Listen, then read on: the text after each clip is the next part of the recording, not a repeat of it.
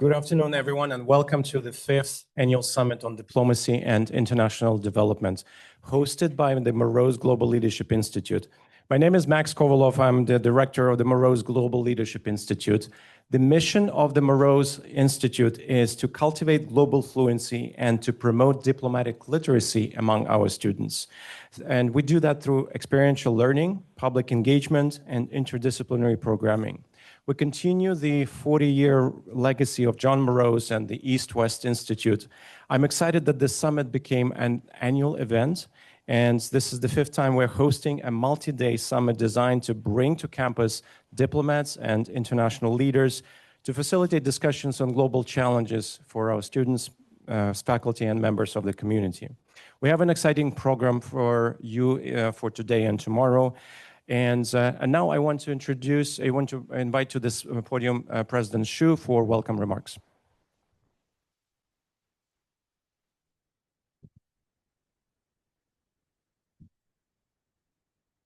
Thank you, Max. Good afternoon, everyone. Welcome to the College of Charleston.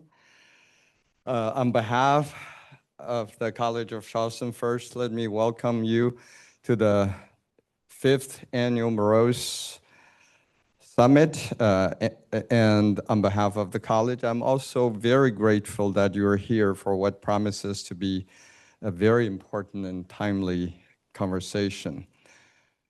At a moment where the international landscape is fast changing, I think fast changing is probably an understatement. It feels like everything that we have built over the last 80 years is literally collapsing in front of our eyes. So it's certainly dynamic and often volatile. And gatherings like this matter more than ever, I think.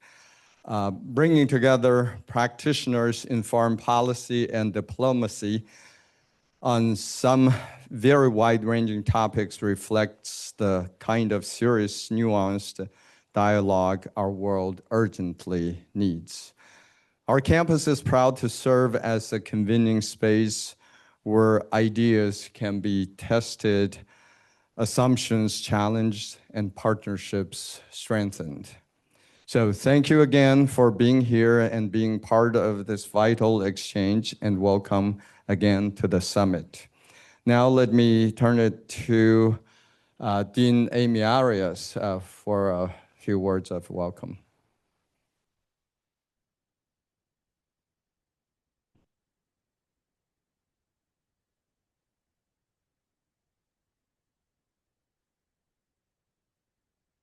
Thank you, President Xu. Good afternoon, everyone, and welcome.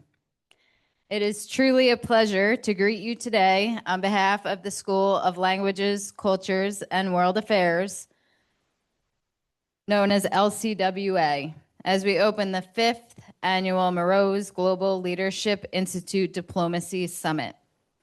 This summit has become a signature moment for our community, one that brings ideas, people, and purpose. And it is wonderful to see so many of you gathered here today. I want to begin by offering my sincere thanks to President Xu and Provost Austin for their steadfast support of this work and of the Mroz Global Leadership Institute and LCWA.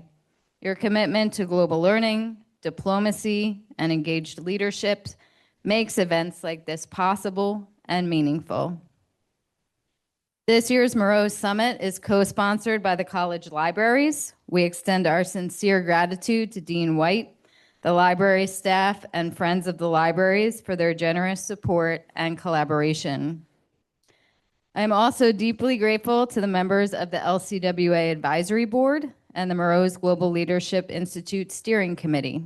Your guidance, vision, and advocacy continue to shape the school and the institute, strengthening their impact across our campus and beyond. A very special thank you goes to the staff of the LCWA Dean's Office and to Max Kovalov, the director of the Mroz Global Leadership Institute, whose leadership, energy, and dedication brought this summit together. Max, Bambi, Aaron, Brian, and the entire team behind the scenes have created a truly outstanding program, got everybody here from all across the country and actually the world, and we are grateful for your hard work. This year's summit is particularly special because it also marks the launch of the celebration of LCWA's 20th anniversary. Over the past 2 decades, LCWA has grown into a vibrant intellectual home for global inquiry, language learning, cultural understanding, and international engagement.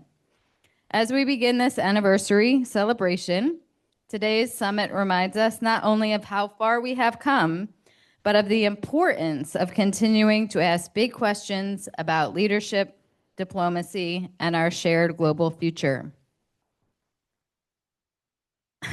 I'm especially delighted to note how many colleagues and friends are with us today. We are honored to have here now or in the next sessions 3 of LCWA's past deans in attendance, and I thank you for your presence and partnership. And to our students, welcome. It is a joy to see so many students from across the campus here today, choosing to spend your time learning, listening, and engaging.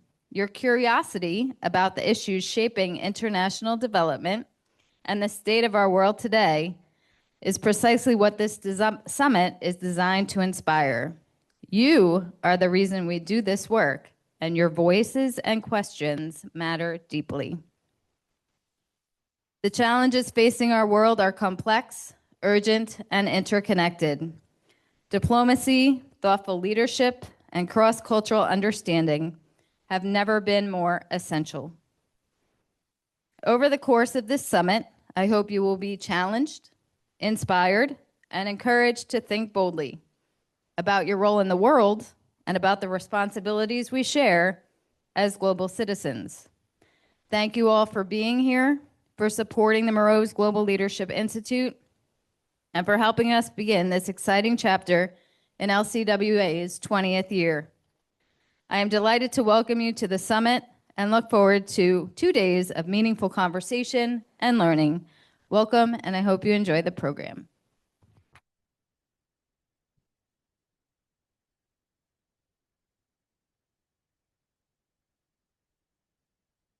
Thank you, President Xu and Dean Arias.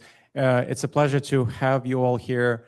And it is my pleasure to begin the first panel on international development. We thought that it would be nice to set the stage for our discussion for today and tomorrow with a panel discussion and engage all of our speakers in this panel discussion. Please join us, our panelists.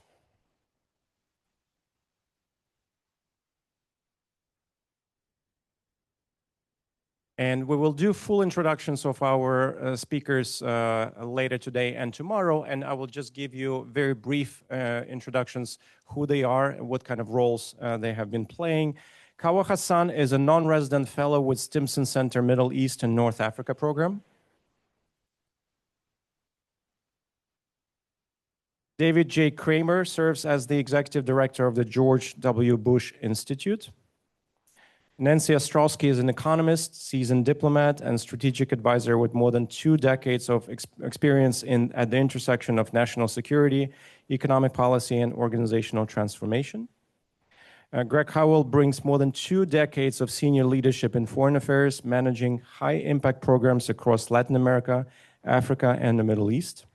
And Peter Natiello is a career member of the Senior Foreign Service, and he served as a distinguished career for more than 35 years with significant contributions to U.S. foreign policy. Please join me for a round of applause welcoming our panelists.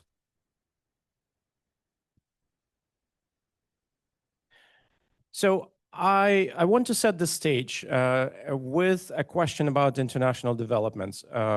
We often hear concepts. I want to start with a few concepts that we hear all the time. International development, official development assistance, or ODA, humanitarian aid, foreign aid, security assistance. Rather than give us formal introductions or formal definitions, help us understand one or two of these concepts based on your personal experiences and your personal work. What is development? What does it look like in practice? Great, thanks, Dr. Max. Really appreciate it. And so happy to be here and great to see everybody. Thanks for coming out for this. Let me take that first one and then we'll go down the line. In a university setting, people often think about development as raising funds. That's not what this is about, right? This is about U.S. investments. And I really mean investments. This is not charity, but this is about U.S. investments, often of public money, but also often of private money to support developing countries because we want to build partnerships with those countries. We want to solve common problems with those countries. And we also want to ensure that we advance our own foreign policy and our own national security objectives for Americans, right? So several of those terms that you use, Max, are pretty interchangeable. But let me just say a couple of things about them. Foreign aid, foreign assistance, humanitarian assistance, those are all kind of in the same bag. It starts with our Congress. Our Congress appropriates funding for those things because they believe those are important investments. As you go down that hierarchy of a congressional appropriation down into official development assistance, foreign aid, et cetera, you start to get some nuances and some differences. One of the things that Greg and Nancy and I know very well is this difference between what's called development assistance and humanitarian assistance. When our Congress appropriates money for development assistance, it's for those more medium to longer term challenges that a developing country partner faces. And so when we worked for USAID, we took those funds, we invested those funds in those more medium to longer term challenges. But we also faced many, many times humanitarian challenges. Think of the 2010 earthquake in Haiti. Think of the recent flooding and hurricanes that ripped through Jamaica, right? Those are short-term problems. That's where Americans stand up with their spirit of generosity, with funds appropriated by the Congress to provide short-term, immediate, life-saving support in those kinds of settings. So those are a few thoughts, and those are a few differences between different categories of foreign aid. But let me pass down to Nancy, if I can, just to talk a bit about the security piece. Well, thank you, Peter. I think I did want to, again, reinforce the point about development as being and humanitarian assistance being two separate things. The humanitarian assistance is, again, with disasters or after a conflict where we kind of step in to aid in the temporary sense. That's also where we intersect a lot with our military colleagues, right? Because a lot of times our military is deployed to different places, not necessarily to go to war, hopefully not. Hopefully that's the last resort, right? But sometimes to maintain peace, sometimes most often to develop partner capacity so that those military forces overseas can take care of their own issues and their own stability issues at home, right? So, but they happen to be on the ground a lot in countries or near places where humanitarian disasters strike. They have the logistics, they have the ability to quickly mobilize, but they don't necessarily have the know-how. They may think that they're doing a good thing by building a bridge in a certain place or helping a certain community. But development is broader than that. There's other things to consider. Like, are you prioritizing the well-being of one community over another? By trying to do good, even though you're the military, are you actually reinforcing a message or benefiting someone else? So that's kind of a little bit the interplay with those two things. And in terms of development itself, if you look at the longer term effects, when you're helping a country to educate its people, explain so that they can understand the concepts of good governance, et cetera, and as well as provide economic opportunities, they're more likely to become your business partner and ally, right? And which reduces the need for military preventions. Kawa? Thanks, Nancy. Thanks, Max. So I'll focus on one word, and that's development. So I studied political science at University of Amsterdam. And one of the minors I did was development economics. And when I registered for that course, my professor told me, Kawa, why are you interested in this topic? Well, I told him, Professor, I read somewhere, and I'm talking about 98, 99, somewhere in a newspaper that in 1965, Egypt and South Korea were actually equal in terms of development indexes. And then 30 years, 35 years afterwards, the differences are quite stark. And I want to know more about why there are these differences between these countries. That's what I find interesting. So for me, the concept of development is, aside from the official definitions, I define it as visionary leadership to transform societies, even in the most adverse geopolitical contexts. If you compare Egypt in the 60s with South Korea, and the contexts were quite stark, quite adverse for both countries, but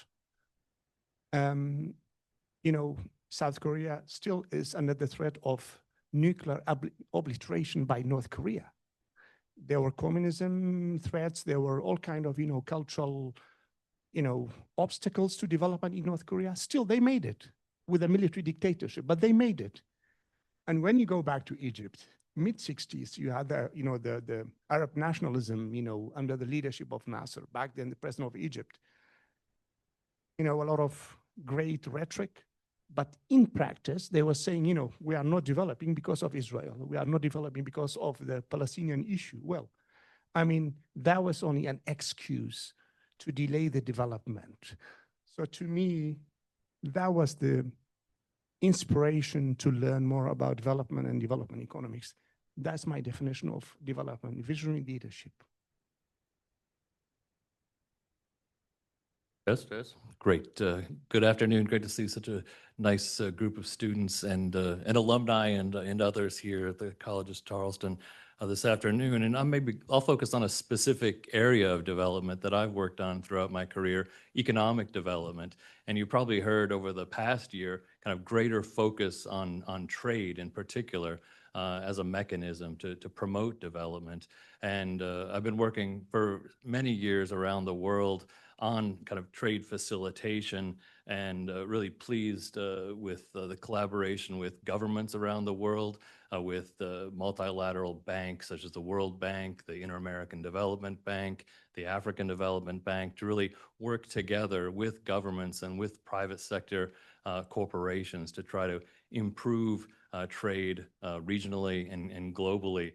Some examples would be modernizing border crossings to reduce the time and cost of trade, also updating trade laws and regulations to make it easier for businesses to conduct trade, also just improving the knowledge and capacity of countries and companies to kind of help level the playing field so that they can work kind of hand in hand with the United States and our multinational companies in a positive way. And I think one of the best kind of examples I have is really creating trade linkages between businesses, particularly small and medium-sized businesses and women-owned businesses around the world. One of my first experiences was in East Africa, where I was focused on supporting the Africa Growth and Opportunity Act, started under President Bush, actually, and that focused on providing duty-free and quota-free treatment on exports for selected sub-Saharan African countries. But those countries needed assistance and support to be able to export to the U.S.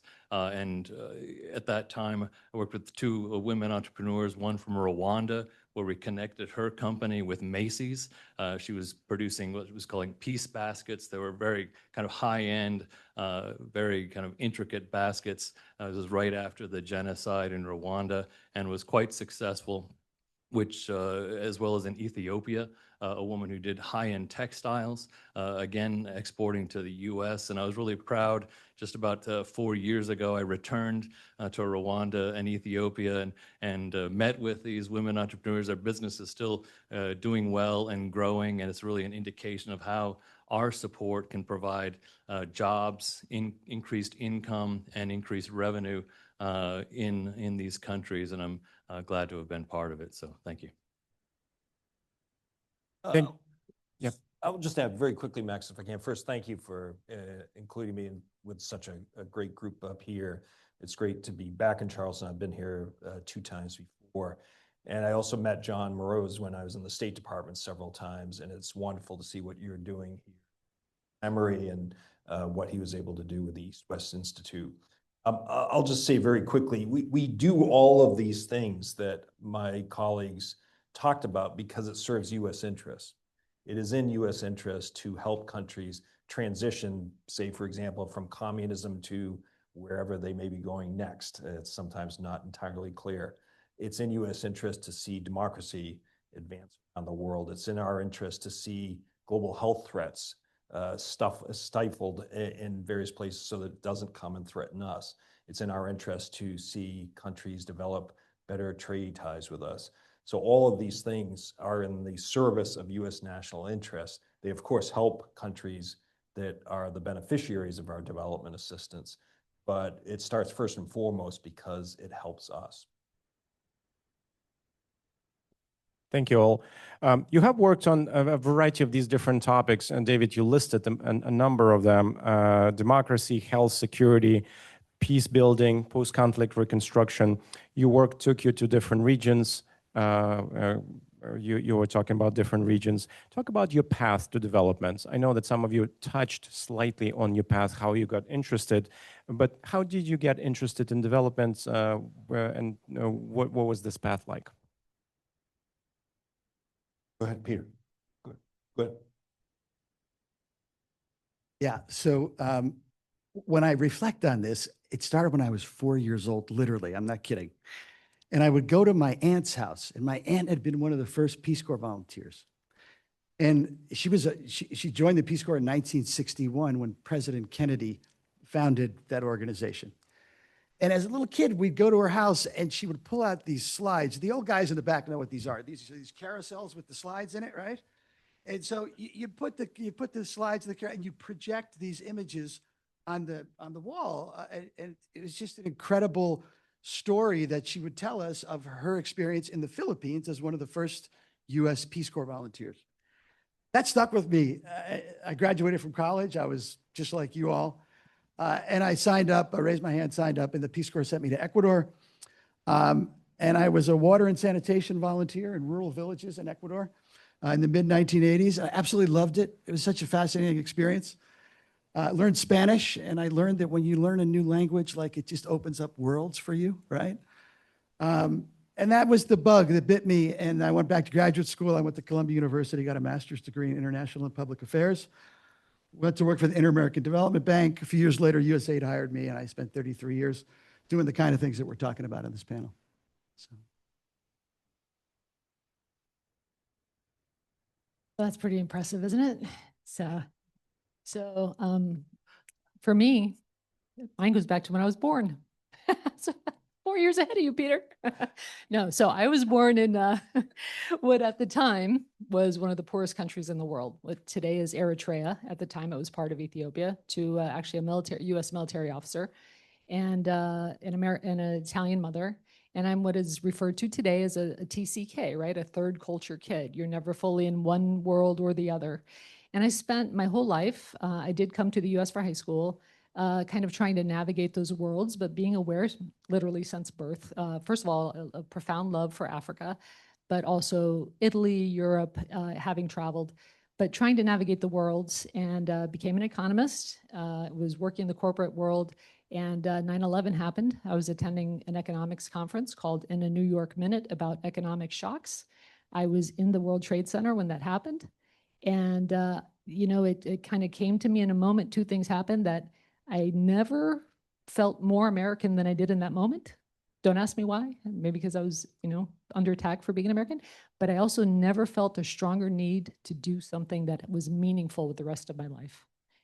So it took me a couple years to find my way to USAID, where I was able to do both those things: represent the United States, our interests, our values, and go back to Africa. I didn't go back to Africa at first. I worked in other countries like Moldova and other places, but it was basically a rededication of my life. I knew what the challenges were in the world, and I was just sitting in the US kind of living a an easy life. And when it was almost over, I thought, you know what? I need to get back to my roots originally.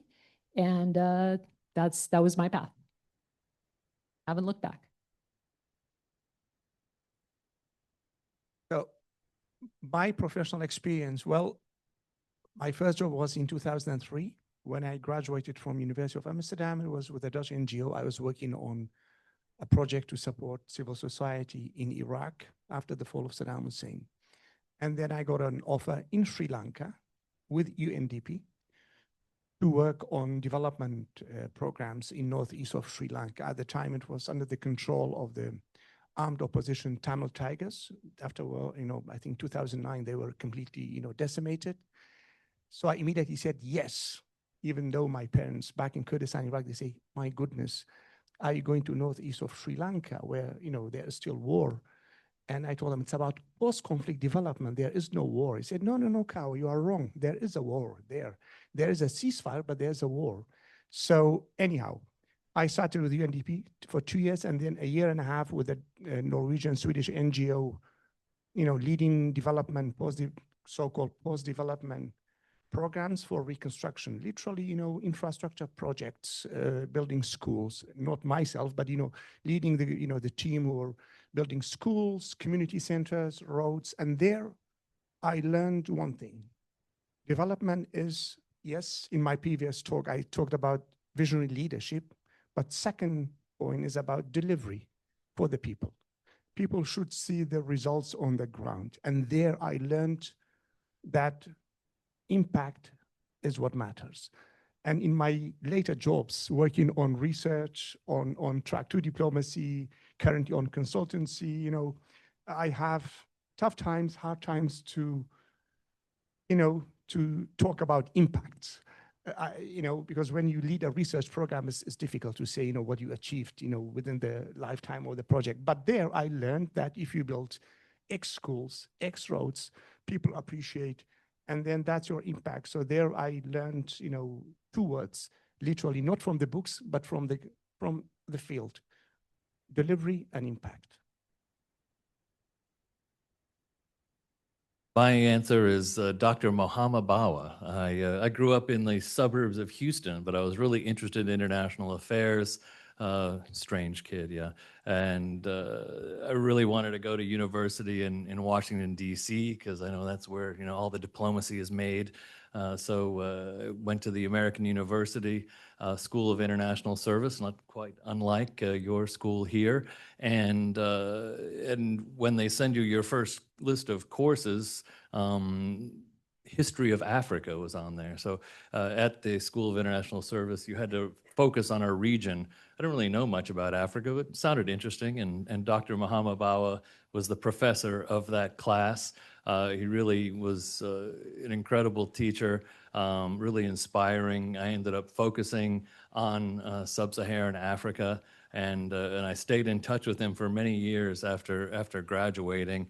Then after graduating, I went, before going to grad school, I went on a cycling tour across kind of 4 East African countries, went to grad school, and then flew back to South Africa right when President Nelson Mandela was inaugurated, became a consultant on a USAID project, and the rest is history. After over 20 years later, working in over a dozen different countries and doing great work and meeting great people like we have here on this panel. So that's my story.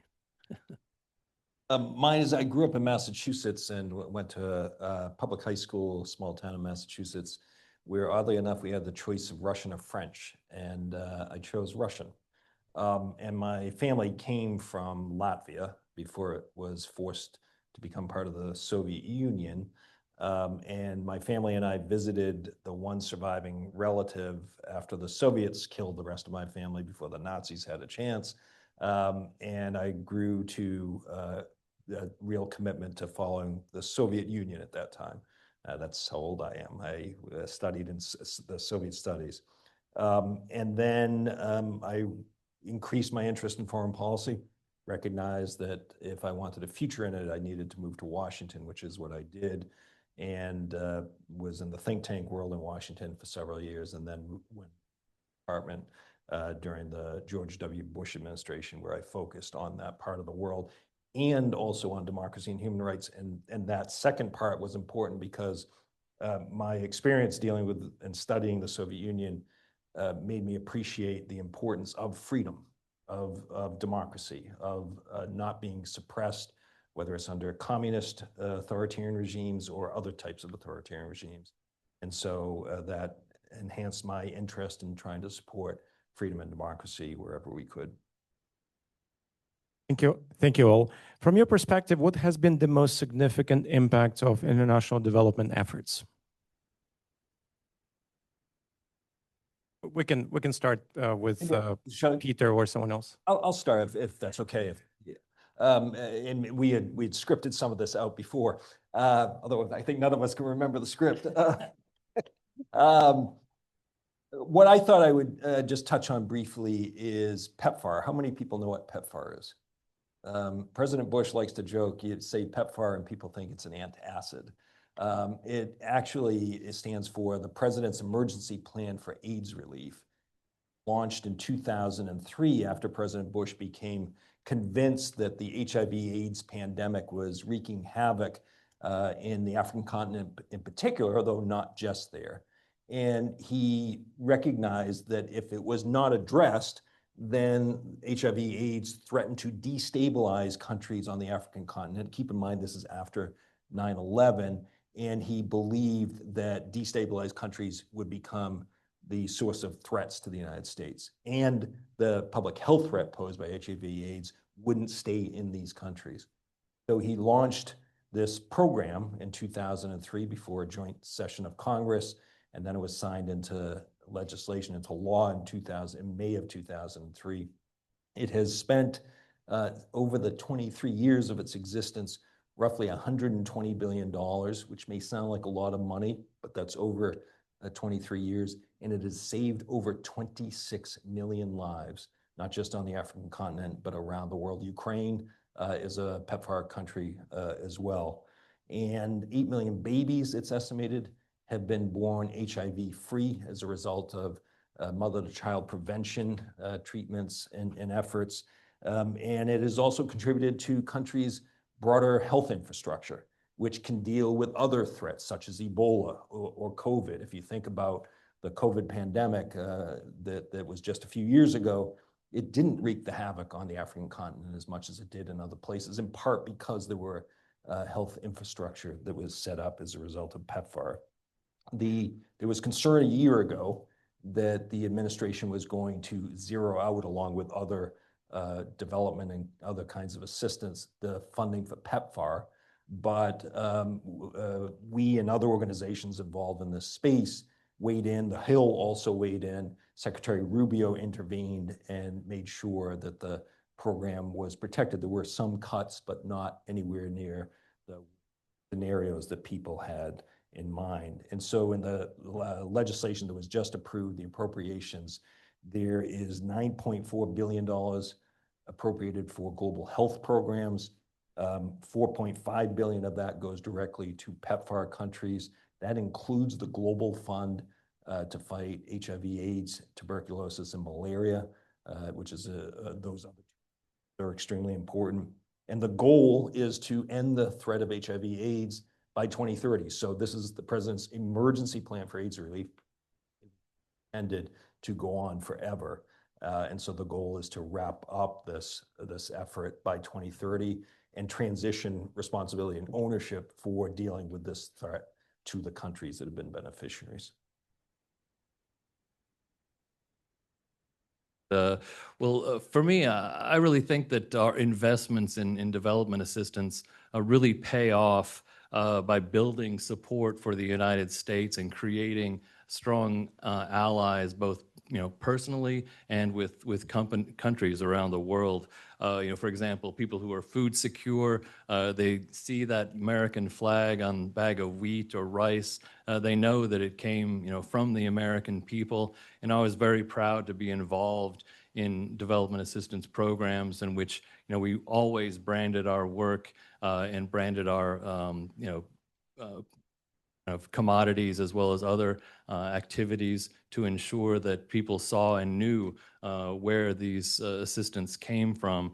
I mean, also scholarships or work in education.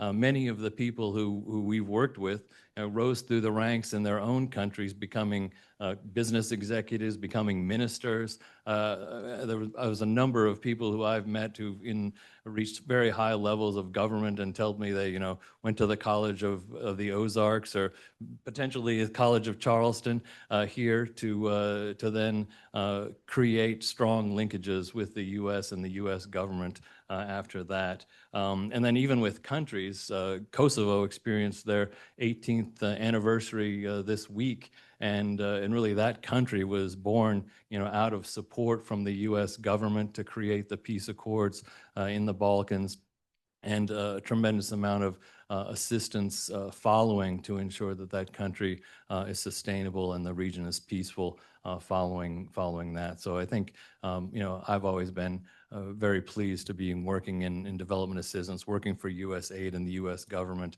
across many administrations during my career.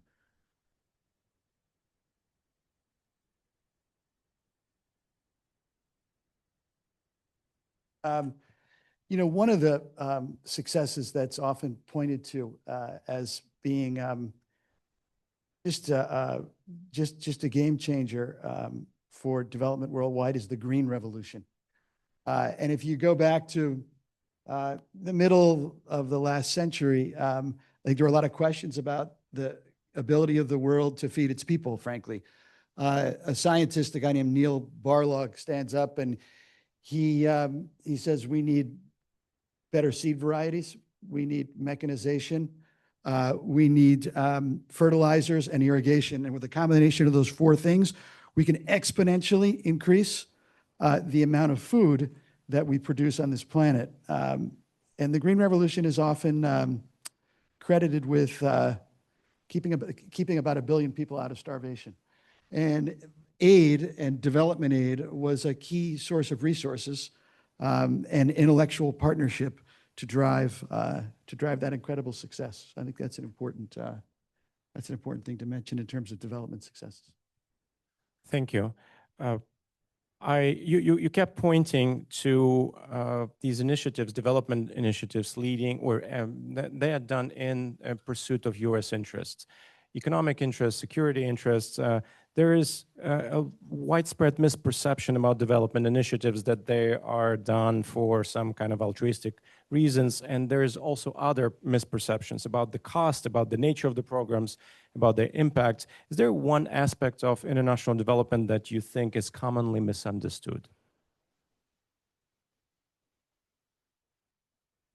Sure. I mean, you just mentioned it briefly in your summary, but that, that we're somehow we're giving money away directly to governments or entities that don't deserve it, that we are doing something, we're doing development or aid purely out of altruistic purposes, as opposed to what you've heard already from, several of us about how aid is really an instrument of soft power that is in our own interests as a country. As I said earlier, when other countries have populations that are, more educated, they understand good governance, they have economic opportunities, they're more likely to become our allies and partners.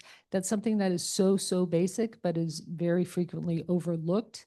And it makes, in this misconception that we're doing it for them versus for us. I mean, both can be true, don't get me wrong. It's not like other countries don't, but this misperception that we're doing it for others as opposed to out of our own innate self-interest, then in turn translates to development assistance becoming a political football that is utilized in a lot of populist rhetoric, throughout years. It's actually something that has enjoyed bilateral support since its inception, since our birth as a nation, actually. Foreign assistance for the U.S. didn't just start with the inception of USAID in 1961. We were doing things as a brand new baby nation. We were giving back immediately, paying it forward, but with those same ideas in mind. So we just crystallized it. So that's one. And I think it's an important one. And if you walk out of here today with just that realization, and which will hopefully be reinforced over the next 2 days, I feel we will have done our job here if you leave with a better understanding at the conclusion of this summit about why these types of things are important. But I know there's more. I don't want to hog the mic. So who else wants to take one? Maybe I'll just jump in. And to build on what Nancy said, President Bush is still a firm believer that to whom much is given, much is required. And he believes that the United States, being the richest, powerful nation in the world, has responsibilities to help others, to help lift up others where we can. I want to just, if I can, very quickly, and I have a feeling this looks like a very smart, educated group, so this may not succeed, but I want to ask you to raise your hands. What percentage of federal spending do you think goes to foreign assistance? How many people think it's 20%? 20% of what we spend goes to foreign assistance. Anybody? 30%? 40%? About 1%. 1% of federal funding goes to foreign assistance. Varies depending on what budgets Congress approves, but it is a very small amount. It's real money. None of us would minimize our taxpayer dollars at all, but in the broader scheme of federal funding and federal spending, our foreign assistance budget is extremely low. Lower, in fact, than most other countries that are in the upper echelon in terms of prosperity. So it is a good investment for us, and it is not in lieu of building bridges in Charleston or paving roads in Dallas. We can do both. We are a powerful country that is able to do both, but helping other countries serves our interest as well. Thank you all. Thank you all. Greg?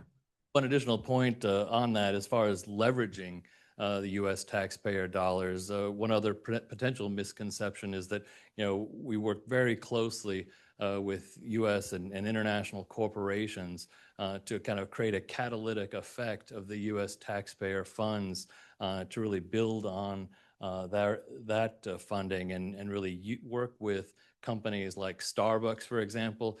You wouldn't have the great coffee from Ethiopia, Guatemala, and other countries in your local Starbucks if it wasn't for the support of U.S. aid and our work to improve the quality of coffee and working directly with coffee cooperatives in many countries around the world, in East Africa, in Central America.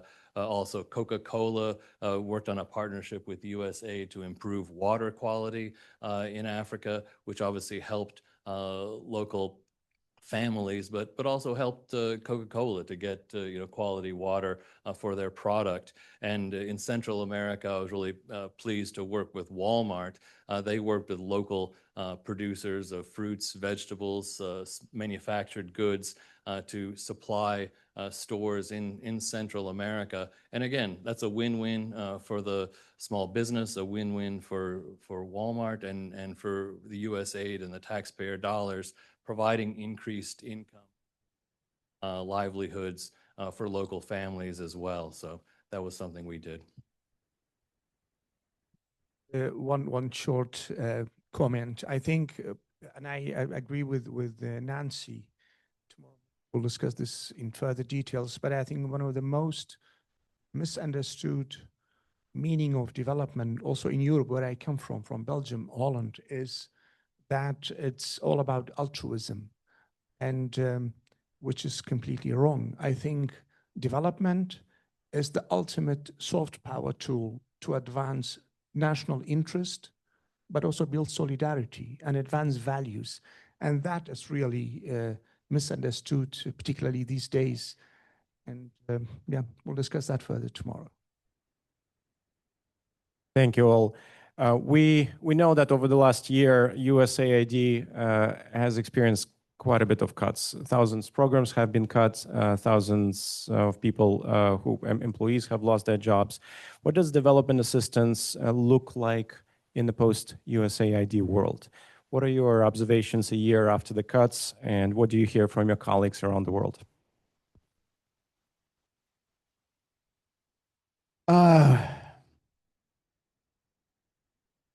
The world's problems are extraordinarily complex, as we all know, everybody sitting in this room.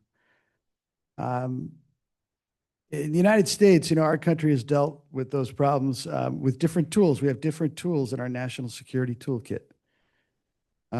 We have a military tool, we have a development tool, we have a diplomatic tool, certainly. We have a law enforcement tool, we have an intelligence community tools. Despite what's happened to USAID over the course of the past year, those problems aren't going away. And those tools are all going to be required to address those problems. I think all of us up here on this panel who have worked in some of the complex places that we've mentioned today know that. In terms of where the development tool is going, there's a lot of work being done right now in different parts of our government, because I think the administration knows that they need the tool. The question is, what form will it take? What shape will it take? I think those things are all up in the air, and those things are all under construction. And thankfully, I think there's a good group of former USAID people, former State Department people that are actively engaged from civil society with our Congress on how to refashion these tools. It's an ongoing discussion. I would urge everybody to watch that discussion. It's something we watch pretty consistently, given what we've done with our lives. But it's important to the nation. It's critically important to the nation. So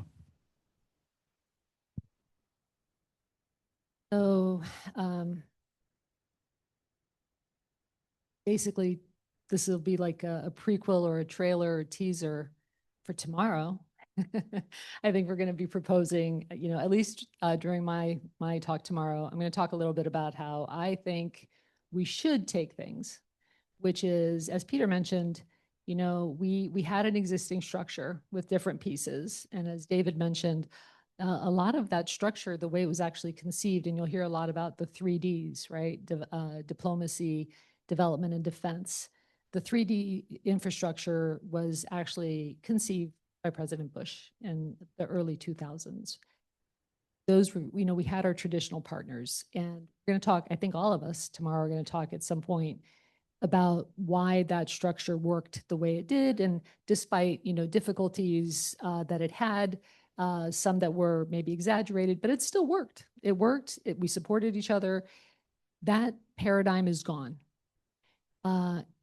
It would be a mistake to try and think that the 2Ds, what's left, because USAID was really there are other development agencies, there are other tools, but it would be a mistake to try and reconstitute the 3Ds into either 2Ds or putting all of the burden of development onto another government agency, which doesn't have the funds. So my argument tomorrow, here's your teaser, is that the US private sector is going to have to step up, and we're going to have to find a way to incentivize and encourage those investments in a way that's mutually beneficial to take up the mantle of that third D. But I'll be speaking at length about that tomorrow. So post-USAID world, last year when administration took the decision to dismantle USAID, I've had some discussions with friends and colleagues in Middle East, which I focus on. And my area of focus then and still is how to fund the post-war reconstruction in Syria, in Lebanon, and in Gaza, the Levant, as we call it. And I wrote a piece about that for Stimson last year, about reimagining Levant reconstruction in a post-Western aid world. And according to various estimates, Syria would need between $240 billion and $400 billion for economic recovery. Gaza, $53 billion, and these are very conservative estimates. Lebanon, probably $11, $12 billion. Those money will not come from USAID. USAID is no longer there. So the question I pose to myself and others, what should be done practically in the coming years? So I interviewed a lot of experts, and I had my own ideas. And one idea which I arrived at is what I called Levant Reconstruction Fund which could be led by the Islamic Development Bank, which is based in Saudi Arabia, and the European Bank for Reconstruction and Development, EBRD. A very practical idea. Why these two particular financial institutions? Well, for a very simple reason. These are very two respected, capable financial institutions, both in the Islamic world and in the West. They have the capacity to pool funds and also to lead such a huge program. So, that's kind of my 2 cents about the post-USAID, aid world order. And as students and practitioners of foreign policy, I'd recommend taking a look at the National Security Strategy, as well as the State Department Strategic Plan, both of which were published last month, that really provide a very good outline as to the direction of the current administration. And I think one thing that's quite clear is the refocus on the Western Hemisphere as one of the primary areas of interest for the U.S. government. And we've seen that just in the past several weeks on many fronts across the Western Hemisphere, and countering Chinese influence that has been a priority for many years and will certainly one. And I think one thing we've certainly seen over the past year is that both foreign policy and foreign assistance is much more transactional. And that is both literal and figurative in the sense of the U.S. Development Finance Corporation. They were most recently reauthorized by Congress a few weeks back, and their investment ceiling was increased from $60 billion to $260. So watch that space going forward over the next few months and years. I'll just add that Nancy rightly mentioned the 3 Ds, and these really go together. One additional lament I would add to this is the destruction of the radios, Voice of America, RFERL, Radio Free Europe, Radio Liberty, Middle East Broadcasting. Some of them are hanging on by a shoestring. But it would seem to me right now, and VOA is struggling to do this, but offering broadcasts in Persian would be really timely right now. Radio Marti would be very helpful. These are, like development, these are all tools of soft power of the United States that advance our interests. And while everything in the government could probably be done better, were there some programs that were funded that probably shouldn't have? I have little doubt that there were. But I think, will be a debate as people look back on whether the sledgehammer was the right approach or a chisel would have been a better approach. And right now, I think we look at some of the challenges that Peter mentioned we're facing in many places around the world, and we could use a long time. Thank you all. I think this is a good time to open the floor to Q&A from the audience. We have a couple of microphones on both sides, and the students will be moving away with the microphone. So if you have a question, please raise your hand.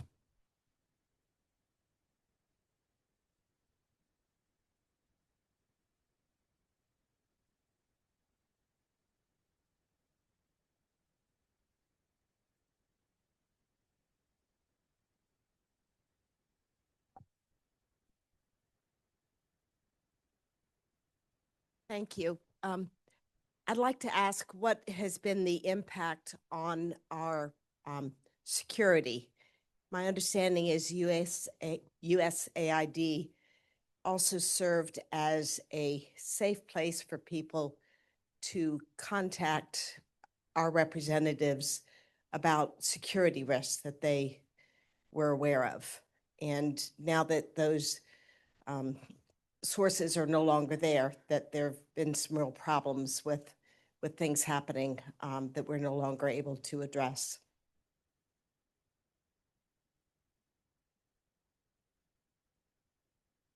I think one major concern is health security, in that USAID programs had a very kind of long and deep reach across the globe into many countries. So I think, and that was one of the areas of focus over the past several years post-COVID. So I think, there certainly is a concern potentially about the next pandemic or existing diseases kind of spreading, such as Ebola, for example, in which USAID played a very important role several years ago in West Africa to help, and continues in other, and did continue last year, or the year before last, sorry, to help contain, Ebola outbreaks in various African countries. So I think that's one area to kind of be potentially concerned about in the future, is just the responsiveness that may now be diminished given the lack of programs on the ground around the world. Yeah, let me just chime in on that as well. I thought it was really interesting when USAID was eliminated. It was really interesting to see who jumped up to applaud that. And who jumped up to applaud it was Putin in Russia. China applauded it. Nicaragua, a very authoritarian regime. Countries like that applauded the fall of USAID, or the fall of the United States development activism. Let's put it that way. Let's not talk about USAID. And I thought that was telling. I thought it was a metric of our development assistance success, the fact that the world's authoritarians didn't like it, they didn't want it, and they were happy to see it go, right? A few years ago, I worked with USAID in Washington. It was the worst place I ever worked. I worked in Kabul, I worked in South Sudan, but Washington was the hardest. But I used to track, I was working on Latin America issues, and I used to track public opinion in Latin America on China. And it was going down. It was going down. Support for China in Latin America was going down significantly. And support for the United States was going up significantly. I haven't looked at the data lately, but I wouldn't be surprised if those numbers are inverted, just given the way that we've stepped back from this model of enlightened self-interest, right? We do this for ourselves, but it's a way to build trust. It's a way to build partnerships, and it's a way to build alliances around the world.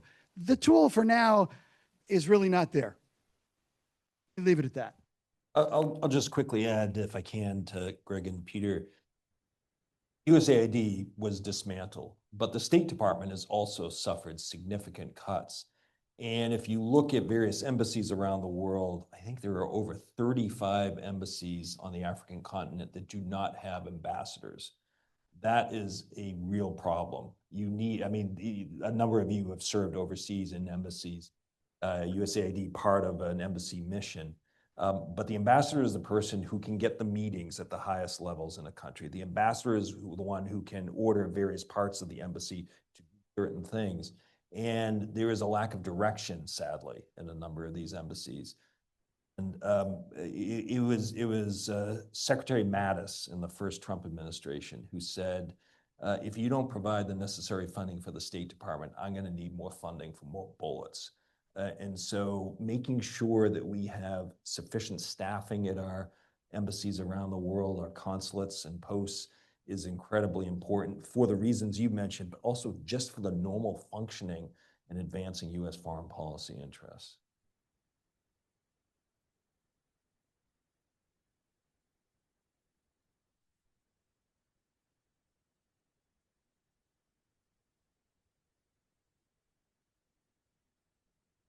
Just want to chime in, sorry. Just a quick note, I completely concur with David about also the partial dismantling of diplomacy. I don't know who said it, but I heard someone once said, diplomats are like submarines. You don't hear them, but they are around, and they do a lot of good work. And when you have less diplomats, then we need to worry about both strategic interest and beyond that. Thank you all for being here. This has been really nice. Mr. Natiello, you just sort of answered my question before I asked it, but I'd like for you to expand a little bit. We had, about a year ago, we had David Firestein here talking about sort of the soft power war between the US and China in South America, which is of particular interest to me. And I wondered if you could expand a little. It sounds like things have not gone well in the last 12 months since he came. Well, I mean, what I could generally say is that the Chinese have been very aggressive, right? About trying to build alliances and relationships around the world. The Chinese are extraordinarily well resourced to do that, right? The tip of the spear for the Chinese was their Belt and Road Initiative, which was, a major effort to invest in countries around the world, and really in ways that were not environmentally sound, were not right by labor. The Chinese often brought in their own workers, right? It's a whole different model, I guess is what I'm trying to say. And I think when we step away from this development work and this humanitarian work, when we, weaken our commitment to it, or we debilitate the tools that we use to do those things, I think, and don't ask me, ask a whole lot of pundits and a whole lot of analysts who talk about this and write about it. We just open space for our competitors, right?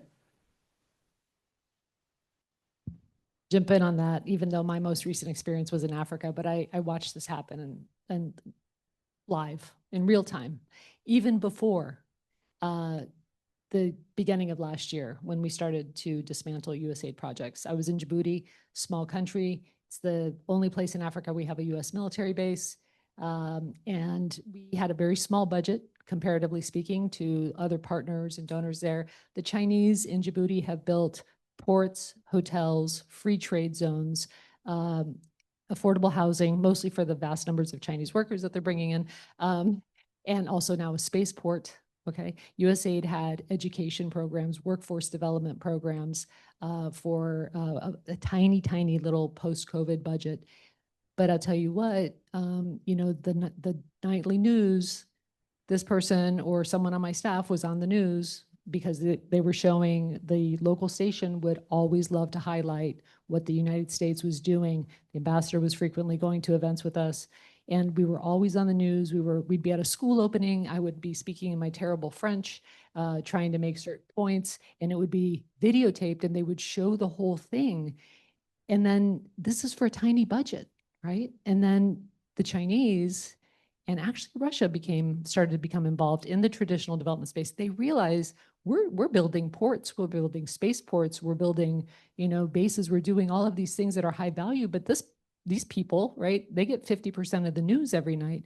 So while I was still there and before these changes even happened, they started infringing on the traditional development space. We'd go to a school, launch a new program teaching certain skills in a school.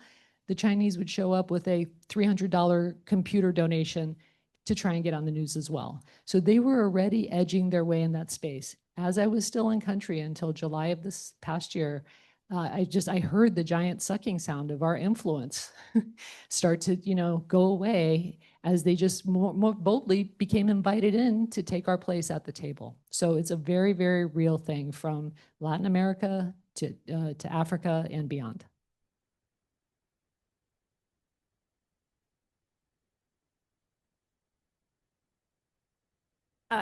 Thank you so much for being here and for your comments. I'd like to tack on to some of the comments you made earlier about your path to development, in part because I teach in the International Studies program here. We have a lot of students that are interested in going into development. I teach on global health specifically, a lot of students interested in humanitarian work.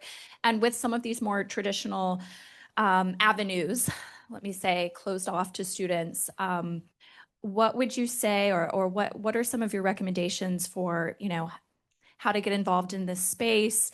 My second part to that question is, what is the case you would make for why students still need to get involved in this space?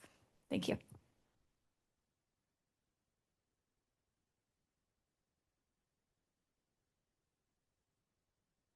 Because development for me was my third career, and I would not have been effective had I not gone through the private sector first, even a brief stint in academia, nonprofit sector. By the time I got to development, I kind of really knew, hopefully, I think at least, what I was doing. But USAID and other agencies also, right? Like the best experience, the best officers, the best people engaged in development work are those people who have had the lived experience. They've done other things. They can bring a fresh mindset. So from my perspective, I would say to students today, considering this as a career, right, that time changes everything, right? And it changes perspectives, changes paradigms. Like when I entered the agency, we were just learning about the 3Ds and embracing them. Now one of them is gone, but the need for development assistance, foreign assistance will always be there. If humanitarian work for sure, but development assistance, what may change will be the players. And so get a good, solid education, maybe even somewhere intersecting with the private sector or foundations or things like that. Don't necessarily think that you're going to have to be a specialist in government systems, because as we've seen, those can change. So travel, get some world experience, get some experience in different sectors, but it's still a very valid, noble, and needed career path. So I would say go for it. Yeah, I can't say it much better than that. It's going to remain a challenge. And even if our government has stepped away from it, there's a big world in the private space, private foundations, private money, et cetera. In addition to all the things that Nancy suggested that one do to prepare for this, I would just add learn a language, and learn a language early in your life, because it just opens up worlds, it opens up relationships, it opens up it's just extraordinarily enriching, and a language that you can hopefully take to a developing country. And go there, go to the developing country. That's really important. Get some cow dung on your boots from places like Djibouti or South Sudan or Colombia. Yeah, there's lots of great things to learn and do in places like that still. Start with South Sudan if I was on my itinerary, but I've been there as well. It's a interesting place. So just to kind of build on that, I think if I was a freshman or sophomore right now, as noted, time is on your side because as we just saw, Congress has kind of reauthorized funding for foreign assistance. We don't know exactly where all that money is going to go yet, but also I recommend kind of looking at and keep checking out devex.com. It's the kind of the main resource for development. Literally just today, I saw that there was a kind of potential reorganization of the Humanitarian Assistance Office within the State Department. So maybe they're thinking about that. We'll see. But I think, time is on your side. So keep networking, researching, get on LinkedIn. Thanks. I already got 2 LinkedIn connections out of this session earlier this morning. So glad to see that. And just be curious. And like I said, travel. I think be curious, time is on your side, but also a third element, I would say, be passionate. If you are passionate about development, go for your passion. And that's what I can tell, not only about development, anything you do, if you are passionate about it, go for it, despite the difficulty. I'll just say, Greg got some LinkedIn connections. I'm not on social media, and there's a LinkedIn account that I didn't create, but it has my name and photo. So don't send me a request because I won't see it. Just a warning. I assume it was the Russians.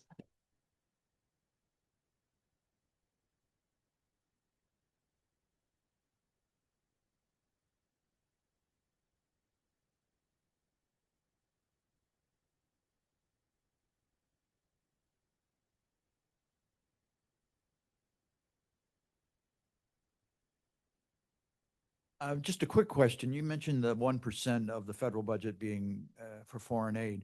Is any portion of that military aid? And if so, what part? No, I mean, the Pentagon budget is done separately. And the Pentagon does do development work. The Pentagon actually can carry out work in the PEPFAR space. They do some important foreign assistance work. But the Pentagon budget is separate from it. The foreign assistance falls under the State Department's funding, the foreign operations approach.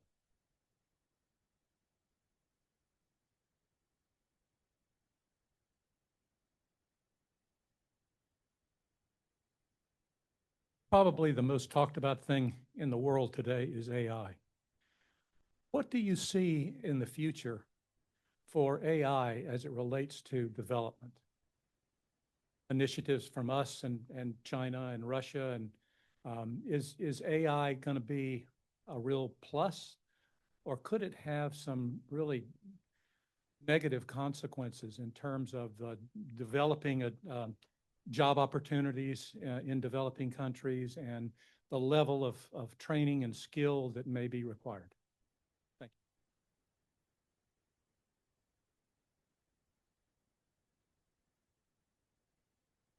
you. With a negative, must be my training as an economist. I'll go with the negative first and then leave the other hand to my colleagues. No, but I mean, obviously the first issue with AI is the resource drain that it has in terms of water and electricity and things like that. And a lot of countries and corporations are already starting to position their data centers in developing countries because they figure, why not, right? Like nobody wants the data centers, and it's the NIMBY, right? Not in my backyard. So a lot of the developed countries don't want to be a host to data centers and things like that. And so I think that's a danger to look out for, because in some countries, there already isn't enough water. There already isn't enough electricity.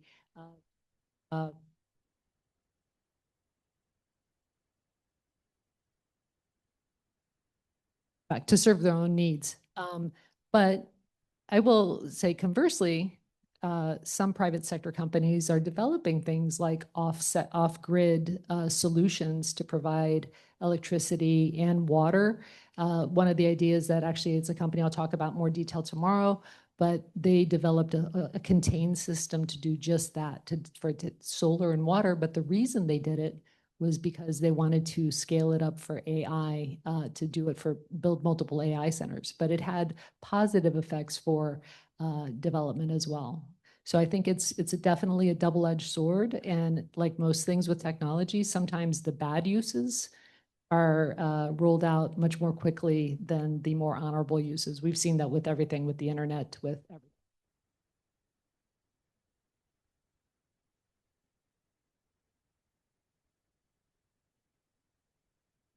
Thank you for your participation and coming today. Very insightful. I'm curious on your perspectives for efficiency and in general regarding the government, and also efficiency and development, either by reducing duplicate programs or management of contractors or whatever it might be. Just curious on your thoughts around that topic.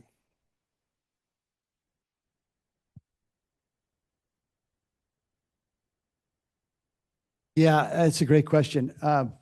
I can tell you what efficiency isn't, and it isn't what happened to USAID over the course of the past year, right? It just wasn't efficient. It didn't save any money. It was that's not the way to do things. I do think one of the challenges we've always had in the international development work is this sort of broader versus deeper. And my last job with USAID was with the World Food Program and the Food and Agricultural Organization of the United Nations. I was the USAID representative there. And it was always a battle, like, do we really need to be in all these countries, right? Should we just focus on those places where there's famine or there's a really, really serious threat of famine? That's an obvious one where we could probably do better, right? Or where the development world could probably do better. I also think those of us that have worked for USAID, I mean, we had a board of directors of 535 people, the United States House of Representatives and the United States Senate. And when you have 535 members of your board, or a lot of those folks, they come up with their pet initiatives. They start to direct what it is that you should do in a certain country. And it really does take the purpose out of like in-country strategizing. Like when you go to a country where USAID is, you sit down and the first thing you do is you say, what are the development challenges in this country? And you don't say it from your desk. You talk to lots of people in the private sector and civil society, et cetera, and you put together a strategy, a country strategy. Okay, water or democratic governance or agriculture or infrastructure, whatever it is. But really, at the end of the day, that strategy doesn't have a whole lot of traction in a world where you're just being directed by, the legislation that comes out of Congress. It's not bad legislation, and all those things that are in there, they have their reason, but it's not good for efficiency. And that's, I think, as we think about how to refashion the development tool, I think we need to think about efficiency, and I think we need to think about how public policy is made and how that affects the outcomes on the ground from what it is that we do with that development tool. Over. I'd love to jump in on that too, just as an economist. Who in here is any economics students? Anyone studying, right? So is the role of government to be efficient when distributing public goods? Right? Like is efficiency a center tenet of public goods?